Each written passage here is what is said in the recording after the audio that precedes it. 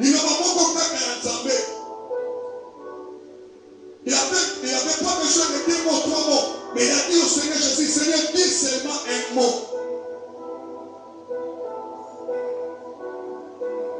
Et mon serviteur sera guéri. Il a tombé de l'autre qui a dit le bébé. Il me l'a dit le mal ensemble, mais ça le la main à bout. Ce qui boule les bêtis, ma belle fait pour. Et le lingue moko, ma commune le dit que le lingue moko le mal ensemble. Ce qui dit, et ce qui a côté. Il faut ça la mission à Yango. Il faut accomplir mission à Yango. Tu peux lui tomber le lot et accomplir mission à Yango. Afin que soit à mon côté. Que parler ensemble et que tu dis l'instrument. Arrêtez pour you que la mission à tombe à l'eau. Pour le Azala, phase vide. Pour you que chacun t'inaye. Ainsi dit l'Éternel. Pour que ton peuple passe à la paix. La convenance de Christ Jésus de la vie. Amen. Oui, sous vos acclamations, j'ai dit notre bien-aimé pasteur Fide, dans la zone où ça va tomber, pays savait, la vie sera pour la grâce, il m'a jamais plus fort pour notre Seigneur Jésus.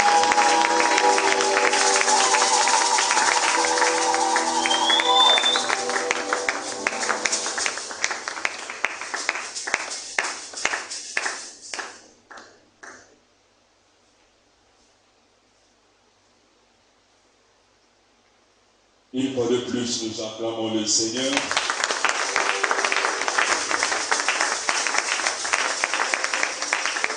Acclame avec le Seigneur.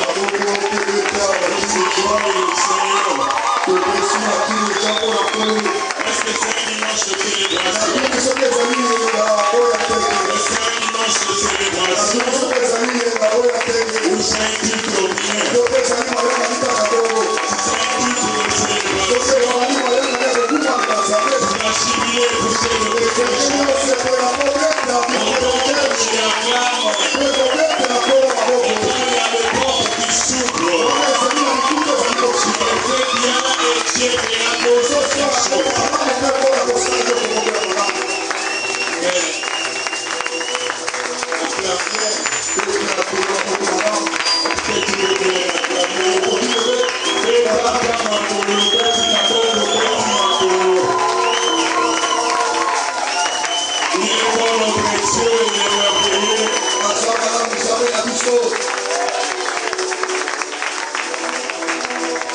Amen. Salut à ma place la personne qui a tes côtés.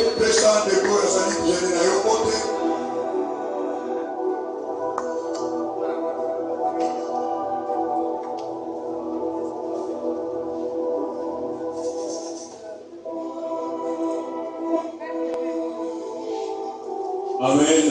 Amen. Soyez le bienvenu dans la présence de Dieu. Soyez le bienvenu dans la cité du Moshe. Amen. Nous allons lire la parole. Nous lirons 3 passages.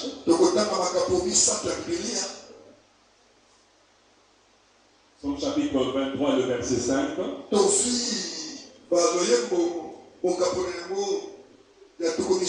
lirons Somme chapitre 1er, le verset 3. Nous lirons Ecclésiaste chapitre 3, le verset 1er. Et puis Actes chapitre 2, le verset 16. Je disais Somme chapitre 23, le verset 5. Somme chapitre 1er, le verset 3. Ecclésiaste chapitre 3, le verset 1er, et puis Actes chapitre 2, le verset 17. Nous lisons au nom de Jésus. Prêt, soyez efficaces, hein?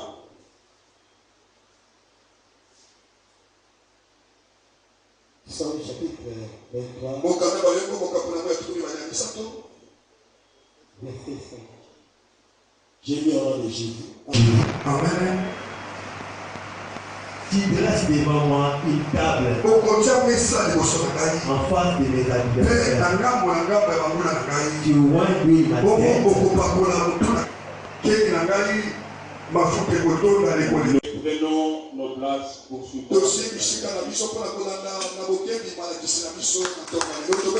Prenons la parole. Bien-aimés, continuez avec la lecture. Ecclésiaste chapitre 3. Verset 1er.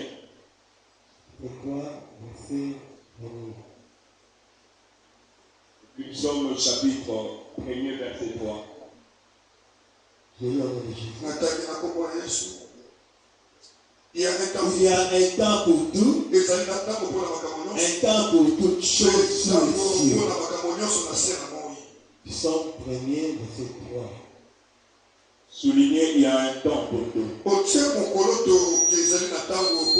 La version qui parle de la saison.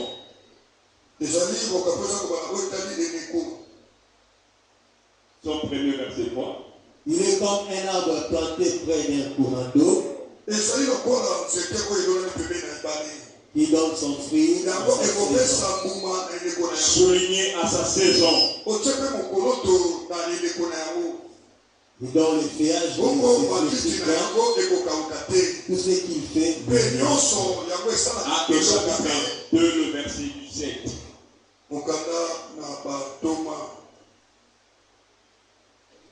Dans les derniers jours, dit Dieu, je répandrai de mon esprit sur toute chair. Vos fils et vos filles prophétiseront, vos jeunes gens auront des visions, et vos vieillards auront des songes. Seigneur, nous te remercions pour la parole. Il nous soit donné de parler de toi. Nourris tout un chacun selon la famille de son âme. Accorde-nous l'essentiel pour la croissance spirituelle. Au nom puissant de Jésus, ainsi nous avons prié. Nous disons Amen. Nous disons merci pour l'opportunité qui nous est donnée ce matin. Nous saluons l'ange de l'église là où il est pour l'opportunité qu'il nous donne. Saluons les collèges pastoraux. Nos salutations à vous-même pour nous écouter.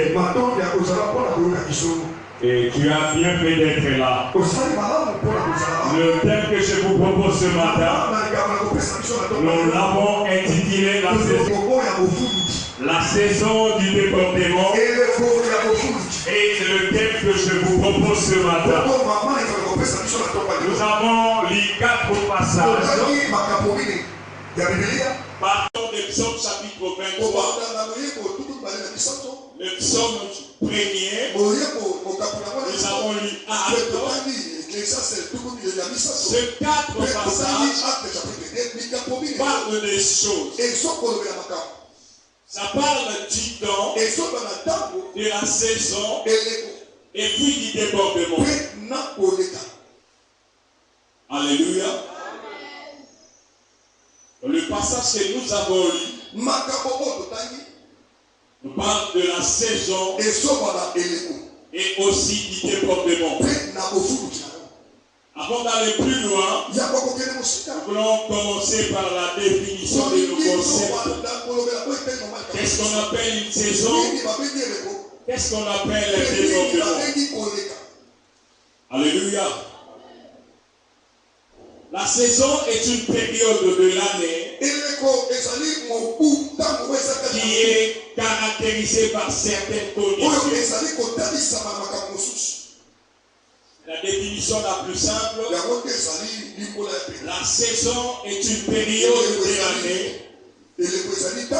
caractérisée par certaines conditions. Voilà pourquoi naturellement on nous parle de plusieurs saisons, disons. C'est qu'on doit retenir aussi la saison. C'est que la saison, par rapport à l'homme, représente les temps favorables. La saison représente les temps favorables. Alléluia.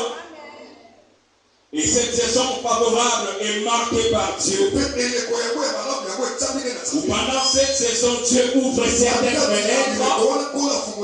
Et pendant cette saison, Dieu nous accorde les opportunités. La saison accordée à une personne et cette période pendant laquelle les opportunités, les portes, les fenêtres sont ouvertes par rapport à cette personne-là.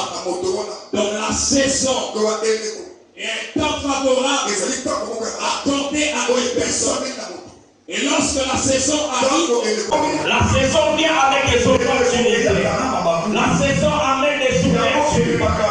Je prie Dieu que la saison commence dans ta vie. Parce que quand la saison vient, la saison apporte des opportunités.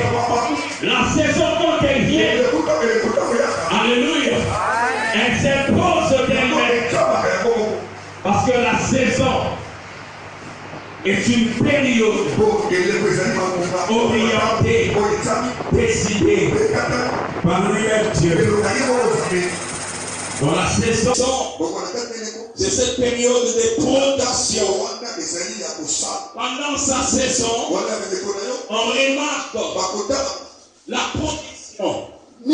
Et quand on parle de la saison de la mangue, la saison de la mangue, la saison du manguier, c'est la saison pendant laquelle toutes les conditions atmosphériques, les conditions du sol, les conditions du climat sont réunies pour que le manguier produise des mangues. Donc par rapport au manguier, sa saison le permet ou la permet à produire des mangues. Également pour le rosier, cette saison va permettre à le rosier de produire des oranges. Donc quand arrive la saison de l'oranger, l'oranger ne fera pas de forme. Mais le sol va s'organiser, le climat va s'organiser, l'écosystème va s'organiser pour que l'oranger puisse donner des oranges. Je déclare que la saison est en train d'arriver dans ta vie. Il n'y a pas que la saison de l'oranger, il n'y a pas que la saison de la mangue, il n'y a pas que la saison de la papaye. Mais la Bible dit, et l'homme qui ne marche pas selon les conseils des méchants, qui ne s'assied pas en compagnie des mauvais, qui ne s'arrête pas sur la bonne occasion, mais qui trouve son plaisir dans la loi de l'Éternel et qui la médite sur les livres. Il est comme un arbre planté près des courants d'eau, dont le feuillage le petit point, il donne son fruit selon sa saison. Ça dit que même un être humain a sa saison. Je prie Dieu pour que le ciel s'ouvre et que ta saison commence. Quand ta saison va commencer, tu ne vas pas forcer, tu ne vas pas lutter, mais la saison annonce la période de la facilité dans ta vie. Je déclare que le ciel s'ouvre et que la facilité entre dans ta vie. Au nom de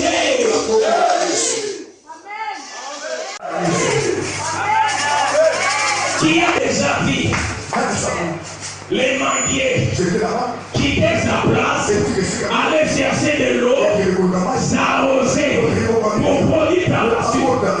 La terre, le sol, la pluie de la première saison, la pluie de l'arrière-saison.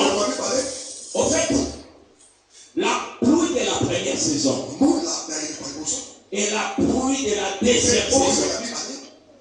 Les deux sortes de pluie, mais n'ont pas le même rôle. La pluie de la première saison vient pour préparer la terre, pour défricher la terre, pour arranger la terre arabe à recevoir la sémence. Une fois la sémence, les grains sont mis en terre. Pour la croissance, il viendra ce qu'on appelle la pluie de l'arrière-saison. Ainsi la parole déclare, Dieu vous enverra la pluie de la première et de l'arrière-saison. La pluie de l'arrière-saison vient pour la croissance de ce qui a été semé, pour amener la sémence à la croissance et que la sémence arrive à la moisson. Je prie Dieu que dans ta vie, après la sémence, qui arrive la saison, la période de la croissance, et après la croissance, le temps de la moisson. C'est la période de la production, où l'arbre donne le meilleur de lui, où l'arbre donne le meilleur, où l'arbre donne son fruit. Et vous allez voir, au travers de fleurs, de feuilles, la couleur n'est plus la même. Vous allez voir la verdoyance. Cela annonce déjà la saison. La saison n'est pas peut-être encore arrivée. Mais je suis en train d'attendre une bruit qui annonce l'arrivée de ta saison. Mon mariage n'est pas encore arrivé. Mais dans mes arrêts, je suis en train d'attendre le bruit de ton mariage. Le travail n'est pas encore arrivé. Mais dans mes oreilles, je suis en train d'attendre le bruit de ton travail qui est en train d'arriver. Je ne sais pas, je m'adresse à qui. Mais je suis en train de dire, j'attends un bruit qui annonce l'arrivée de la saison de quelqu'un.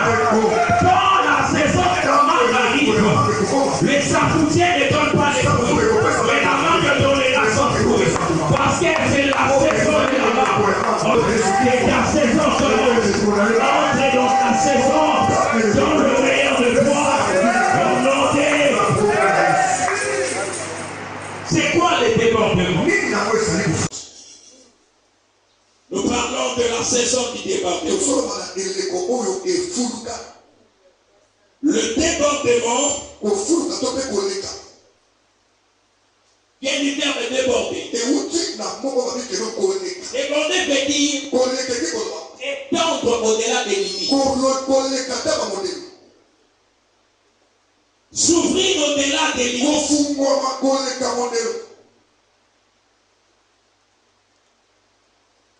David dit, tu oindules ma tête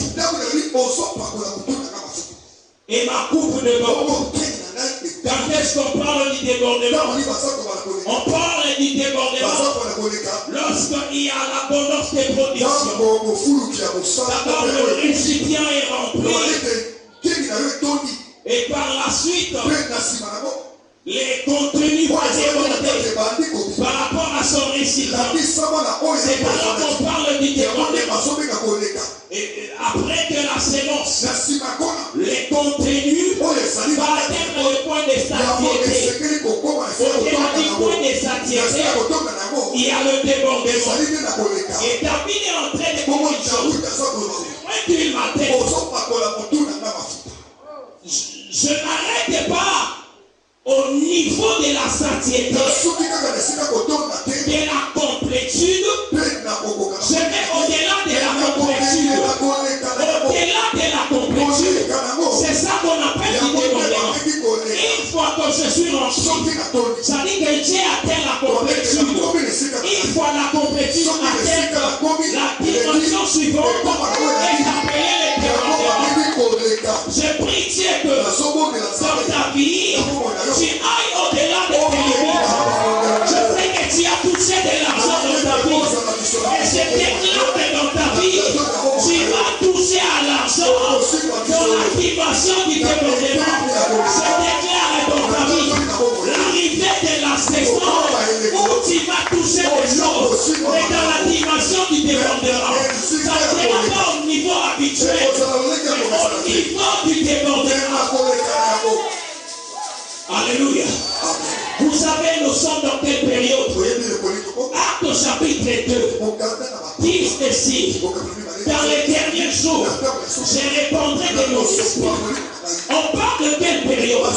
On parle de la saison de la Pentecôte. La saison de la Pentecôte, en réalité,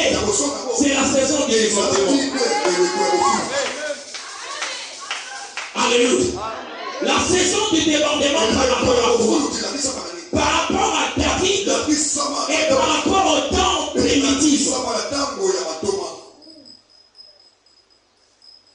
Dans les périodes vétérotestamentaires, dans la période de l'Ancien Testament, l'onction était donnée à 3 catégories de personnes. L'onction était donnée au roi, l'onction était donnée au sacrificateur, l'onction était donnée exclusivement au prophète. Donc ces 3 catégories de personnes étaient éligibles par rapport à il faut être sacrificateur, il faut être roi, il faut être prophète pour recevoir l'onction. Mais comment est-ce que les critiques par rapport à la Pentecôte, l'esprit par rapport au prophète de Joël, parce que là c'est la prophétie de Joël, chapitre 2 qui est repris. Amen. Alléluia. Dieu annonce, a annoncé par les prophètes de Joël la saison du débordement. C'est-à-dire que non pas seulement sur les prophètes, non pas seulement sur les sacrificateurs, non pas seulement sur le roi, mais sur les filles et filles, c'est-à-dire sur les personnes ordinaires. L'onction réservée au roi, l'onction réservée aux sacrificateurs, l'onction réservée aux prophètes, il a au-delà de ses limites. Alléluia. L'onction, il a au-delà de ses limites. Mais David dit, tu vois d'une tête, elle a tout débordé. Par rapport à quoi la vie de David a-t-elle débordé? Généralement pour être roi, généralement pour être roi, il fallait être roi une fois. Mais David est le seul roi à avoir été roi 3 fois. Amen. Donc David avait atteint la dimension du débordement par rapport à l'onction royale. Amen. Bon, pour la première fois dans 1 Samuel chapitre 16, Samuel chapitre 16, le verset 13. Là, David est roi pour la première fois. Pour la deuxième fois, dans 2 Samuel chapitre 2, le verset 4. Et puis pour la troisième fois, dans 2 Samuel le chapitre 5, le verset 3. Il était d'abord roi à Bethléem. Par la suite, il était roi à Hébron. Et enfin, il était roi à Jérusalem. Amen. Donc, il avait atteint la dimension du débordement. Alléluia.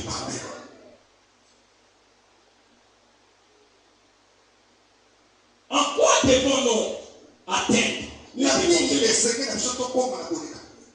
En quoi est-ce que la Bible nous appelle à atteindre le débordement? Alléluia. Avant cela, j'aimerais parler de ces expériences bibliques par rapport au débordement. Il y a des personnes qui ont débordé dans la Bible. La Bible parle de personnes qui ont expérimenté les débordements de choses. Amen. Premièrement, dans Deutéronome chapitre 11, le verset 4, la Bible parle du débordement de la mer Rouge.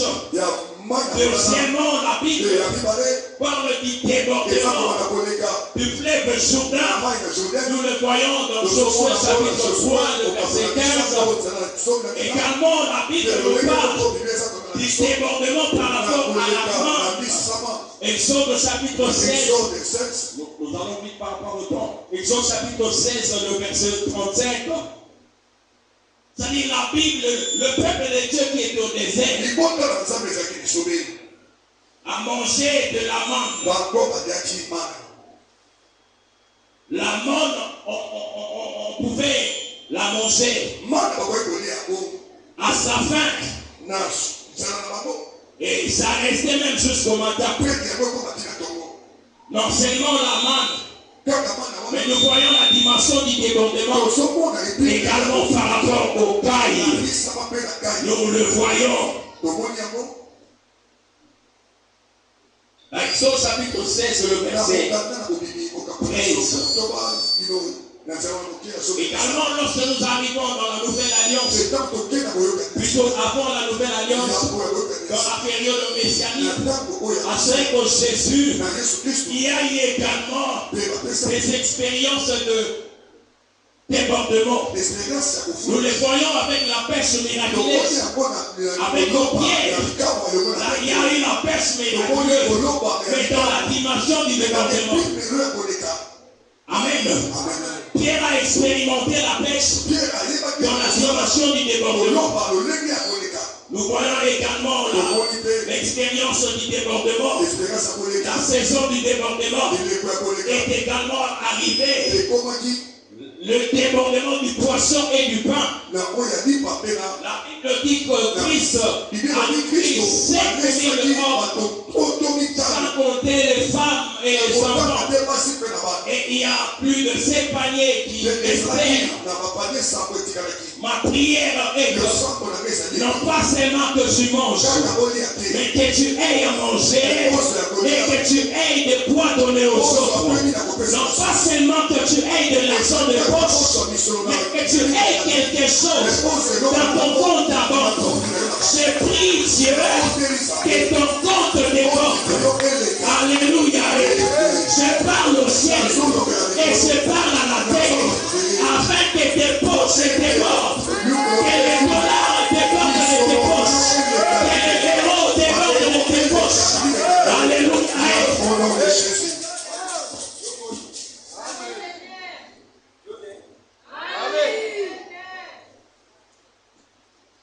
Que les choses débordent.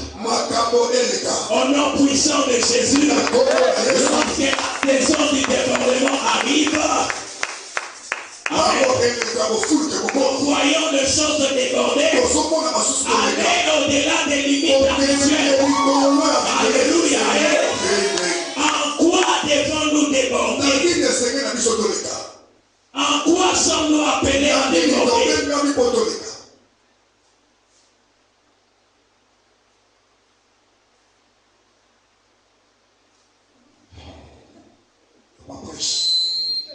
En quoi sommes-nous appelés à déborder?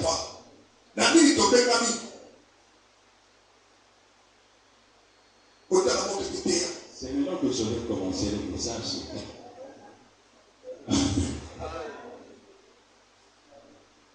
En quoi devons-nous déborder?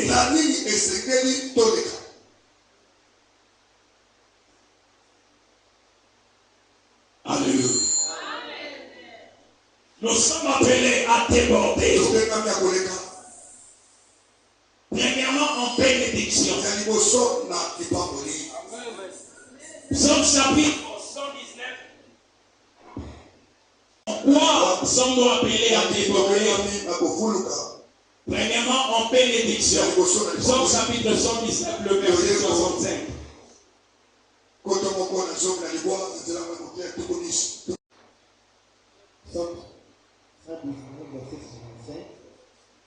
On lit également Psaume, plutôt Ésaïe 52, le verset 13. Une fois et puis on va évoluer. Ésaïe 52, le verset 13.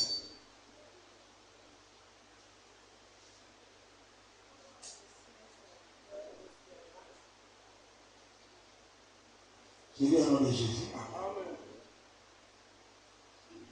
Voici mon serviteur prospérera. Il montera. Il se lèvera. Il ira plus haut. Amen. Nous sommes appelés, je donne le point et puis On va commenter une fois. Amen. En quoi devons-nous déborder? Nous sommes appelés à déborder en bénédiction. Nous sommes appelés à déborder en onction. Le niveau de ton onction doit déborder. Tu ne dois pas garder la même dimension. Alléluia. En quoi sommes-nous appelés à déborder? Nous sommes appelés à déborder en prospérité et en élévation. Lorsqu'il ne suffit pas d'être béni, Dieu dit à Abraham, je te bénirai. Non seulement que je te bénirai, j'ai rentré ton nom. Non seulement que j'ai rentré ton nom, je ferai de toi une source de bénédiction. Même en termes de bénédiction, il y a des dimensions à terre. Non seulement que vous êtes appelés à être bénis, à gagner la dimension où vous devenez la source de bénédiction. Non pas seulement que vous êtes bénis, mais que les autres arrivent à la bénédiction par vous. Alléluia. Bien-aimé, quand ton frère monte, ne le tire pas vers le bas. Laisse-le monter. Considère que c'est un défi. Rejoins-le au sommet. Dis-lui, puisque tu montes, je vais monter avec toi. Toi, tu peux aller à toi. C'est ce qui s'est passé entre Abraham et Lot. Abraham dit à Lot, l'Éternel ne doit pas rester au milieu de nous. Toi, va à gauche. Moi, j'irai à droite. La Bible dit, il y avait l'abondance. Là où Lot était parti. Il était parti sans la bénédiction. Là où il y avait la blessure. Mais là où Abraham était parti, il y avait la sécheresse.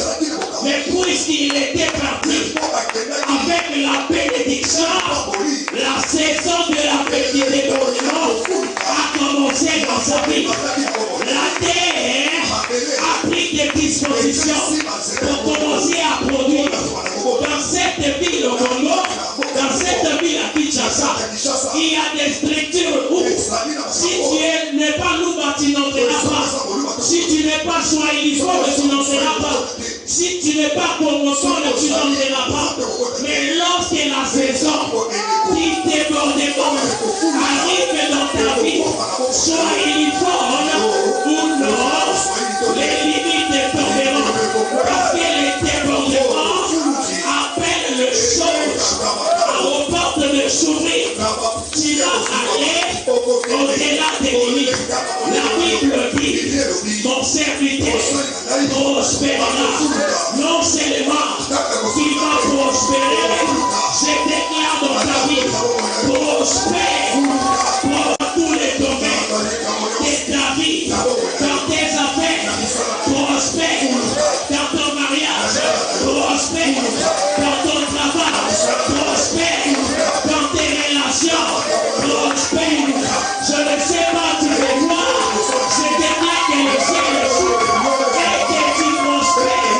Mais aussi les fiançailles de certaines femmes, ça reste quelque part.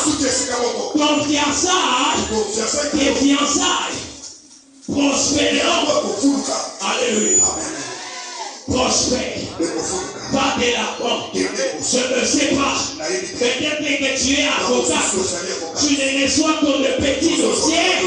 Quand ce sont des grands dossiers, le porte se ferme devant toi.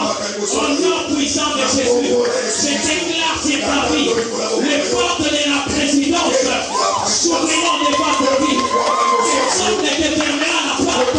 Quand la saison du débordement arrivera, la présidence va te chercher. Je me rappelle, il y avait un garçon minimisé. Il demandait les fiançailles. Quelque part, on ne pouvait pas lui accorder la main de la jeune fille. Parce que c'était un vaurien. C'était le beau-fils d'un ami. Procureur Mounigamoko, amen. Alors, mon ami dit, des fois pour partir, il passe chez moi pour demander le transport. Mais comment je vais l'accorder? La main des manières. Ce n'est pas possible. Les gars, c'était un piéton. De temps en temps. Mais la Bible dit un jour, l'ordonnance présidentielle a sorti, sont nommés conseillers à la présidence. Les noms patati patata. On a cité les noms de ces généraux-là. Je déclare, peu importe la taille de ton CV, que la présidence se cherche ta peine. Alléluia. Ça ne dépend pas de la taille de ton CV. Ça ne dépend pas de ton rang social. Mais cela dépend de la saison du débordement. Dans la saison du débordement arrive, tu iras au-delà des limites. Remonter, mon serviteur prospérera. Non seulement il prospérera, mais il va monter. Il va monter dans la vie. Il n'est pas mal de commencer petit. Le péché, c'est rester petit après 5 ans. Après 5 ans, tu fais du surplace. Notre Dieu n'est pas le Dieu du statu quo. Notre Dieu est un Dieu dynamique. Il faut bouger. J'aime les poissons. Les poissons, lorsqu'ils remarquent que l'eau est en la rivière est en train de tarir, le poisson a l'habitude de nager à contre-courant. Nage à contre-courant. Monte dans ta vie. Je prie que tu montes par rapport à ta façon de prier. Je prie que tu montes par rapport à ta façon de chanter. Je prie que tu montes par rapport à ta façon d'aimer le Seigneur. Je prie que tu montes par rapport au niveau de la crainte de Dieu. Je prie que tu montes par rapport au corps du Saint-Esprit. Je prie que tu montes. La Bible dit non seulement que tu monteras, papa de force, non seulement que tu monteras, qui est haut, tu iras au-delà des limites. Je suis en train de voir un frère avant la fin de cette année être haut placé. Je suis en train de voir une femme atteindre des dimensions jamais atteintes dans ta famille. Lorsque tu regardes dans ta famille, il n'y a jamais une personne qui ait été propriétaire d'une parcelle. Tu sais pourquoi les choses sont comme ça? C'est parce que le premier, la première propriétaire de ta famille est en Seigneur. La personne, c'est toi. Est-ce que je m'adresse à quelqu'un? Je prie Dieu que tu montes dans ta vie. Ne fais pas du surplace. Monte dans ta vie. Monte dans ta vie. Dans tous les aspects. Alléluia. Non seulement qu'on doit déborder en bénédiction, en élévation, mais également nous sommes appelés à aller au-delà de lui par rapport au nombre de nos jours sur la terre. La Bible dit, David est mort, rassasié les jours, rassasié les bénédictions, rassasié les gloires. Nangesi atoni mapambo linde ngasamba, nangesi atoni kembo de ngasamba. Lokola nano toni kembo te, lokola nano toni mapambo lite, liwa ezana nzela ya koleka na vie na yo te. Ondonde. Lobano amen. Lobano yo lisusu amen. Soyez comme si Dieu est intéressé loba. La Bible dit David est mort rassasié. Le sotoni. Na otoyo. Kama déjà na lona na uteo dolare. Le roi Tozawa. Ozo biso zongo. Alléluia. La Bible dit l'argent répond. L'argent répond. Il faut en amour. Tu as déjà été mendiant. La pauvreté fera de toi un politicien. La pauvreté fera de toi un diplomate. Tu m'as pas compris. On les croise souvent dans les arrêts. Bien habillés en cravate. Avec des chaussures bien surées. Avec un français pignolé. S'il vous plaît, papa, je suis étudiant.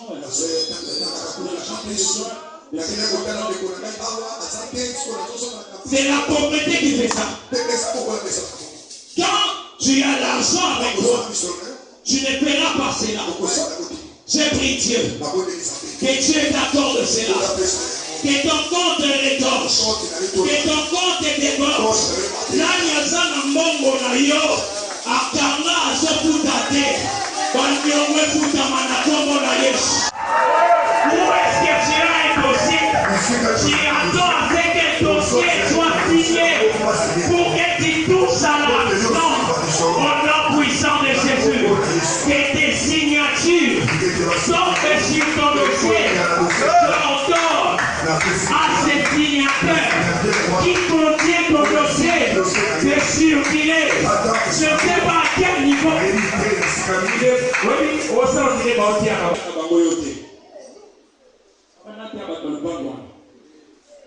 Bénémélie numéro 13. Je vis là-bas numéro 13. Et recevez ces choses au nom de. Tu dois mourir et rassasier de choses. Son mari te aux endroits au Koufate. Son sombina mutukate na pétition au Koufa. Yes, Olobi, tout est là. J'ai asali makapunyo si masali ni akupidio sai mpogo. Alléluia. Ozana nous prêt à Koufate. Alléluia. Et si on continue à parler, Dieu est aussi mal diamant par le botama. Et ça, les sous. Dieu est sur côté de boutique au son bien là-bas à $500. Bon, on a eu le quotidien. On va sur ma bakisi. Non. Et les chrétiens évitons ces excuses-là. On a moni. Parce que les gens sont en kitty, c'est. Si vous n'êtes pas Satan.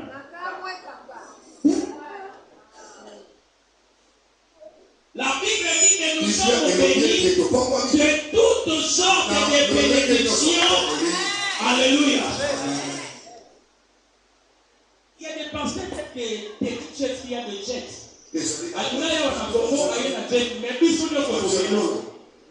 Nous tous nous vivons au ciel. Mais il y a un jet privé. Il y a sous ton numéro là, il y a sous mon cou. Le rapport est injustice.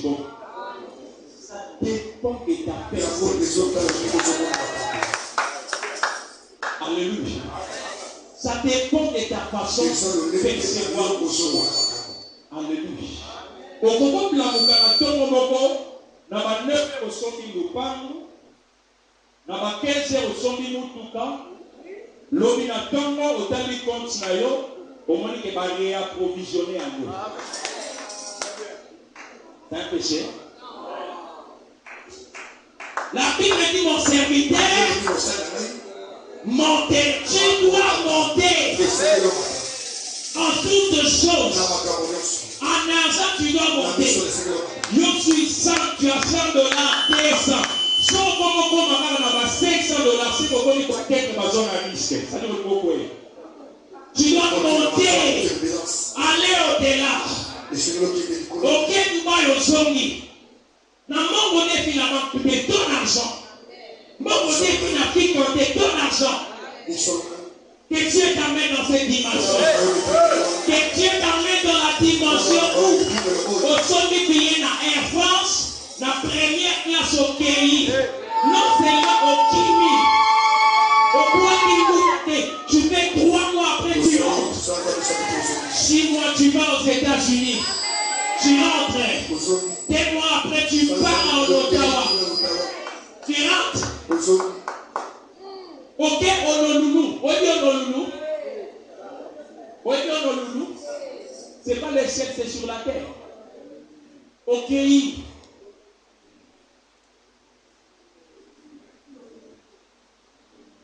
Que Dieu te fasse grâce dans ta vie. Alléluia.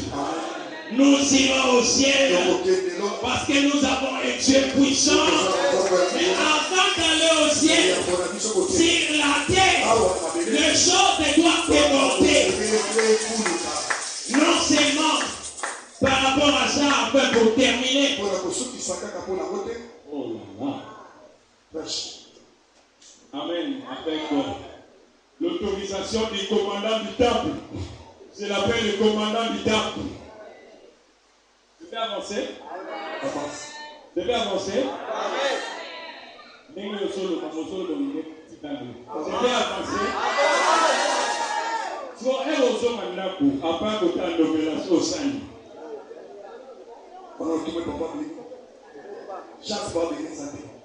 Abraham, c'est qui est là pour faire du au Canada? Abraham, c'est tout pour la parole. Papa, 10 minutes. 10 minutes. Ah, tu mets les collèges sur ma boque. On a 10 minutes aussi. Peut-être que tu opiniras. Que le Saint-Esprit ne nous amène pas ailleurs. 10 minutes.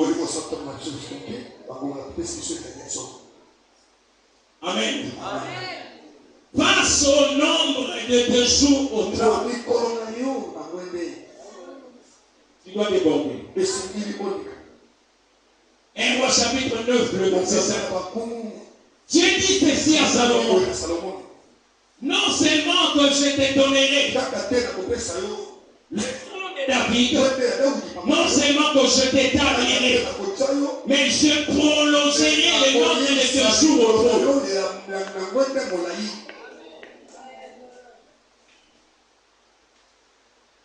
Ton problème c'est quoi? Des fois tu tombes sur des bons circuits.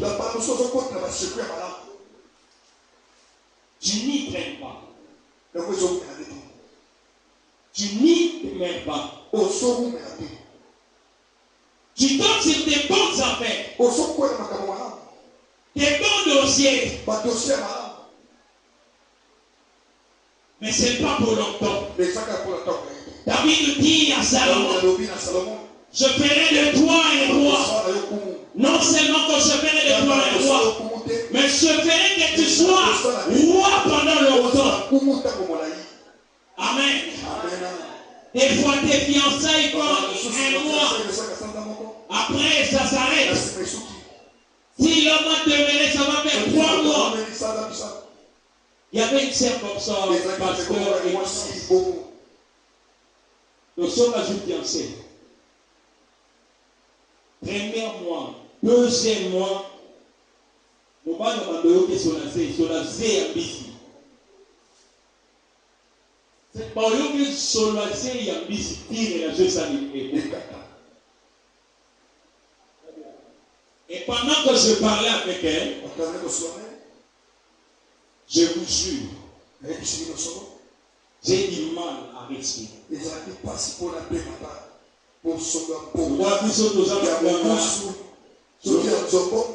Le roi du sol aux amis ne fait pas un signe d'indifférence.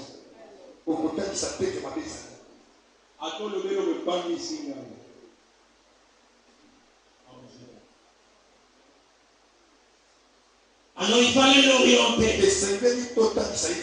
Mais Dieu dit que tu dois déborder.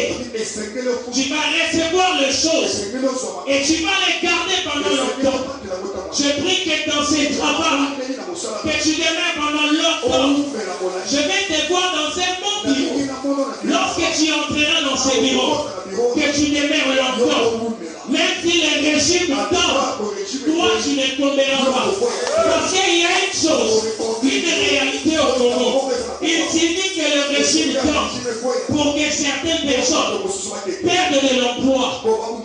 Tu garderas cet emploi aussi longtemps parce que tu dois t'aimer par rapport au timing, par rapport au délai de recevoir et de gérer les choses. J'aimerais être fidèle. Et enfin, Nous sommes appelés à déborder par rapport à la mouvance du Saint-Esprit. Lisons Ézéchiel chapitre 47, le verset 4 à 5. On lit ces passages.